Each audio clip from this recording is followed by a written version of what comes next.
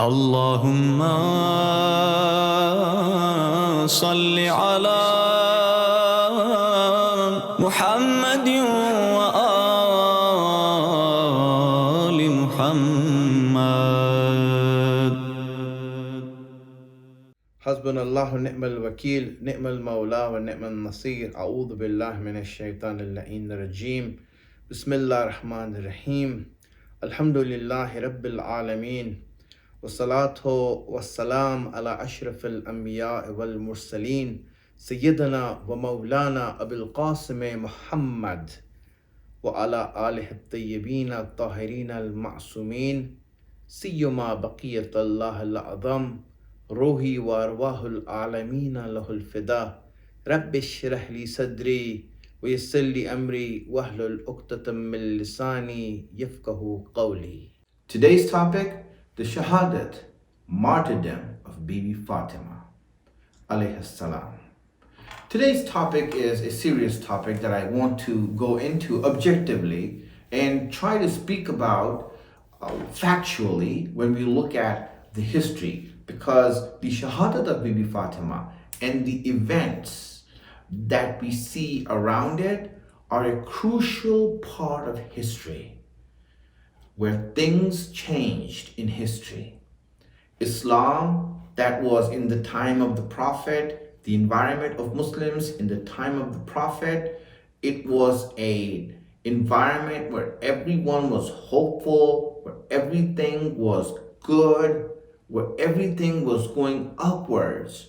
And then the demise of the Prophet, and as soon as he passed away, things changed so fast and went downwards in a decline so fast that it is a shocking history. It is bitter and it is hard to go through such events. So when I speak, I do speak with a soberness that is due to that situation. So when we look at that, we see the Shias, the followers of Ahlulbait, their view is clear on what has happened, what went down, and what transpired in that part of history. When we look at the books of Shia and the ulama who have written on it and the hadiths that we have from the Imams, it is clear that there were atrocities that took place and how those things happened and what happened, who was responsible for it, and then the ending being the Shahadat of Bibi Fatima. That is on one side. But when we look at, for example, even Sunni and their books and their history, it doesn't deny that. They don't mention many details, but they do mention that there were atrocities that took place. Let me go into some of these books from the early history of Islam to show what happened, how this has been mentioned in the books. Then I will mention some of the Shia sources so that it becomes clear to everyone what we say. Now, for us, it needs to be made clear that the truth and what is the truth doesn't depend on history books. It really depends on the words of the Imams and the hadiths of the Imams, because they are the ones who exposed the enemies, they are the ones who laid out facts, and they are the ones who made the truth apparent. I will get into that later. But first, let's go into some history and see where these books have been written and how they have been written. The earliest history that was written regarding this incident and the incidents that happened before the Shahadat took place is by a person by the name of Abu Bakr ibn Abi Shayba. Abu Bakr ibn Abi Shayba, who lived in the time of Imam Qadim alayhi salam and Imam Ali Rada alayhi salam.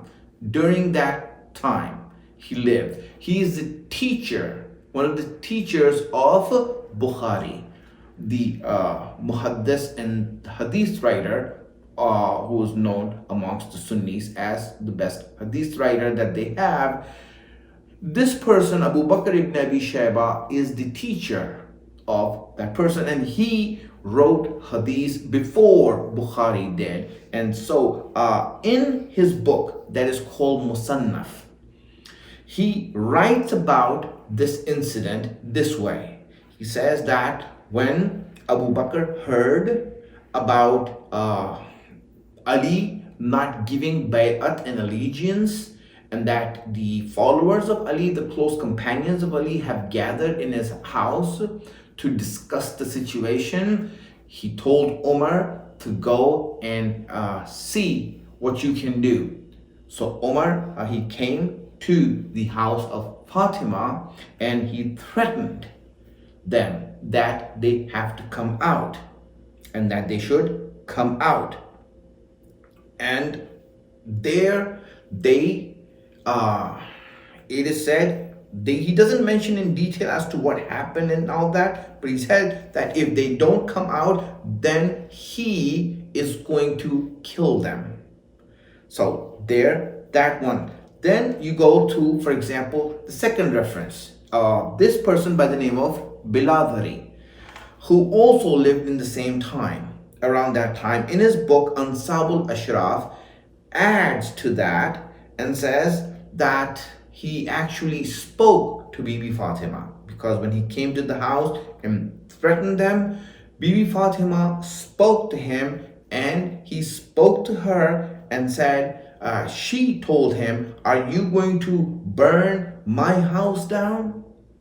And to which he replied, he says that yes, this is going to help the religion that your father came for. Meaning, burning down your house is going to help Islam. That is, now you can understand from there, that is what's written in that book, which is an early book, and a known scholar has written that book. So let's go and give some more references. These are early references. I'm not even going to go into the later ones that are more expansive and more describing the event. This book, which is called Al-Imam-e-zamana, is written by a person by the name of Ibn Qutayba, who lived a generation after these two.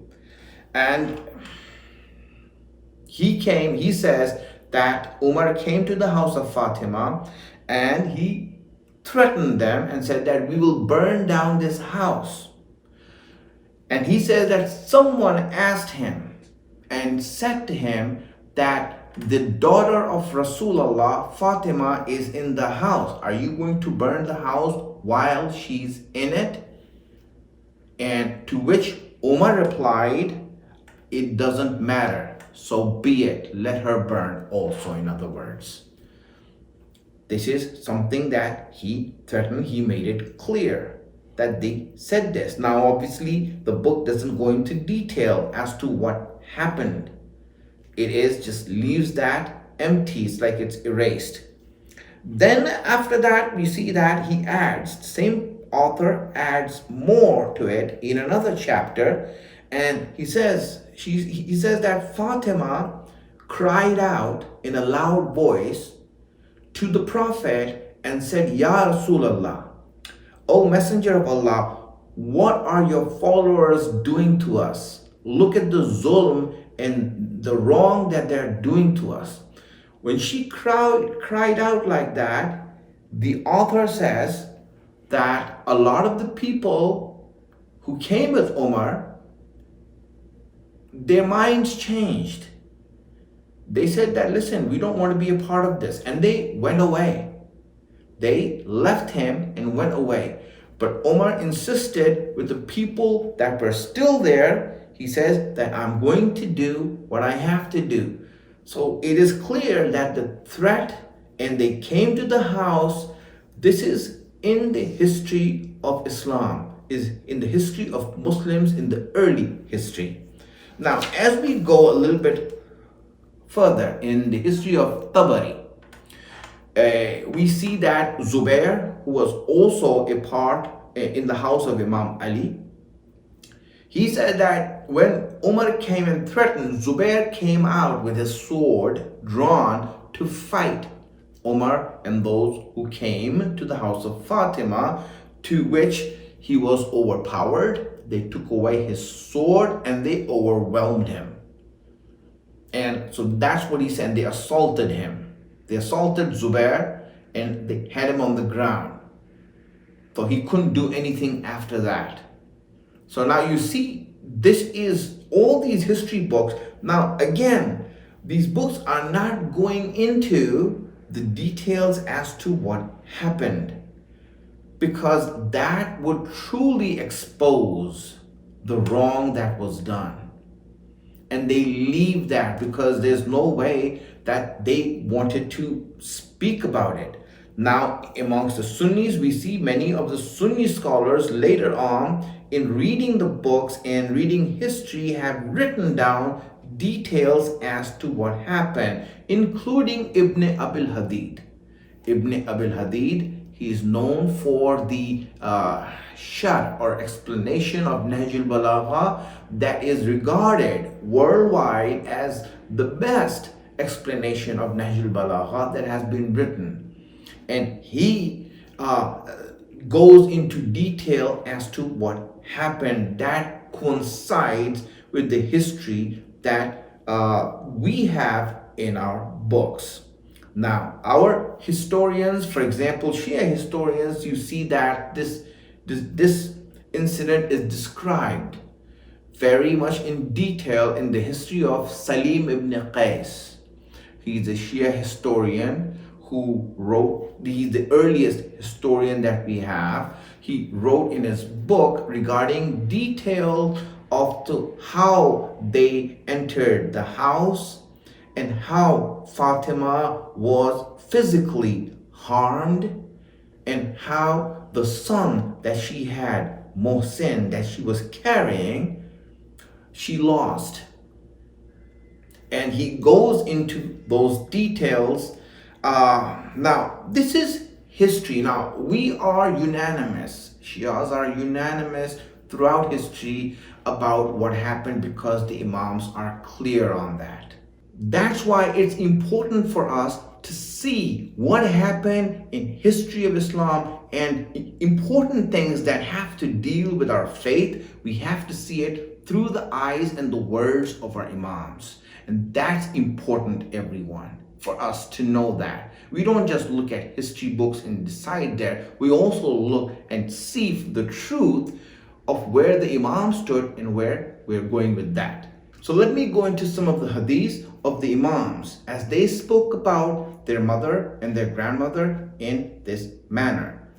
When we see, for example, first from Imam Hassan Mushtaba alayhi salam, when we see him in a debate that he had with Muawiyah and his henchmen, as he was in that debate and that argument that was happening, there was a person in the audience by the name of Mughira ibn Sha'ba. This Mughira ibn Sha'ba, when Imam Hassan looked at him, he pointed him out and said to everyone in that room, and he told him actually, you were the one who struck my mother, the daughter of the Prophet, and bloodied her and made her lose her child. He speaks about this openly so that it can be known to everyone that Fatima's death was not some natural death that she had at the age of 18. That it was something that was devastating that happened to her. Physical harm, violence. And when we look at that, he mentioned that. And then after that, we see Imams have mentioned it, but clearly Imam Sadiq alayhi salam was asked, how did Bibi Fatima die? What was the reason of her death? So Imam Sadiq says in this regard, he says that regarding the reason for her shahadat, he says that it was because of the fact that Qanfaz, he took the name of Qanfaz, who is, he says, a servant of Umar, on the order of Umar, struck the daughter of the Prophet with the iron sheath of a sword. Not the blade, but the sheath was iron. He struck her with that, and that blow caused her to lose her child, Mohsen. And losing that child, and that struck, that blow that was given to her was the reason for her shahadat, for her to die.